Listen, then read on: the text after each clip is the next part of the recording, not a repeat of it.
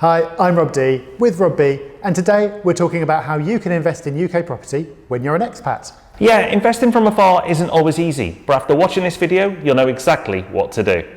So why is UK property popular with expats in the first place? Well, first of all, the reason that it's popular with everyone. It's an asset class that's very easy to understand. Everyone gets property on a basic level. So when you're looking at your investment options, it's appealing, and it's also in a market that you understand because it's in a country that you've previously lived in. It's also an asset base that you can come back to one day. The majority of expats, I'd say, probably plan to come back to the UK at some point in the future. And if you do that, when you do, it's something you can come back to that's waiting for you. It's also a business that you can come back to if you want to. If you love property, it's a way of getting started while you're still working abroad. Then you can get more active in it and pursue different strategies perhaps when you do come back to the UK. And finally, UK property is popular with expats because pensions aren't an option. Expats aren't allowed to pay into UK pensions. So when you are trying to build up something to come back to, that's off the table, and that makes property an even more appealing option than it would have been anyway. So there's lots of reasons for expats to consider investing in UK property, but with any sort of property investment, there's always going to be challenges, and there are some challenges that are unique to expats. For example, it's really hard to view properties and get to know areas. If you've not lived in a particular area, or you've never lived in a particular area, then jumping in a car or getting on a train to go and view this area is unlikely to be feasible, certainly on a regular basis. Time zones could be tricky for when dealing with estate agents or solicitors or mortgage advisors. So you have to be flexible and work around that.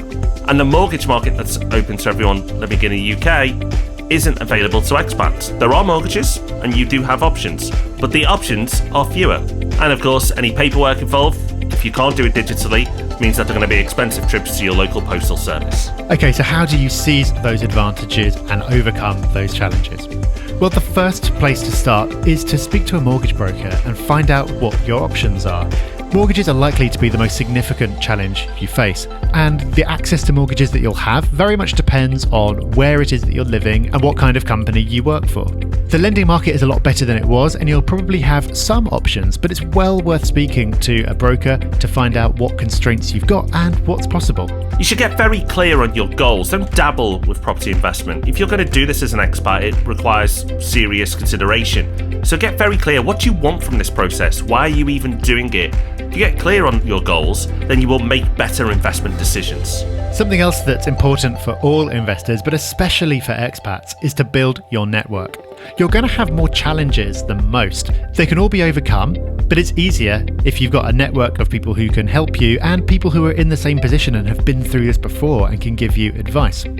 There might well be property meetups near you. We have meetups in areas like Hong Kong and Dubai where there are a lot of British expats, and there'll be others as well. And if there aren't, then there's still online forums. Again, the Property Hub has got a forum, and there are others out there. That will allow you to seek out other people who are in your situation and might be able to help you out, and people who specialise in helping people in your situation as well. Finding the right deal for you will take some effort. You can arrange viewings and meetings with your network team around your trips home, or you may want to consider working with a sourcing company who can do a lot of this for you, which will mean that you may not need to travel home as much, or possibly not at all. And however much you visit in person, you'll still have to be, for the most part, pretty hands-off. So it's so important to build the right partners. That includes letting agents, tradespeople, accountants who specialise in working with expats, and all these things that most investors can at least have the option of doing themselves. But for you, you've got to build the team. This can actually be a real strength for expats because it does force you to build that dream team of people who are the best at what they do, rather than being tempted to do everything yourself just because you can. So do use that as a strength and make sure you start building that team early and getting all the best people in place. Now this may sound all very exciting, and you may want to get cracking and do some weird and wonderful strategies straight away. You may want to calm down a little bit and just keep things simple in the beginning. Property investment is wonderful because there are so many options, but when you're an expat, at least in the beginning, don't get too adventurous with your strategy. You'll probably want to stick to simple buy-to-lets, at least in the beginning, and then as your experience and confidence builds, you can consider different options. But in the beginning, it really is all about just getting started. But if you follow the tips that we've given you in this video, there's no reason why you can't do that now.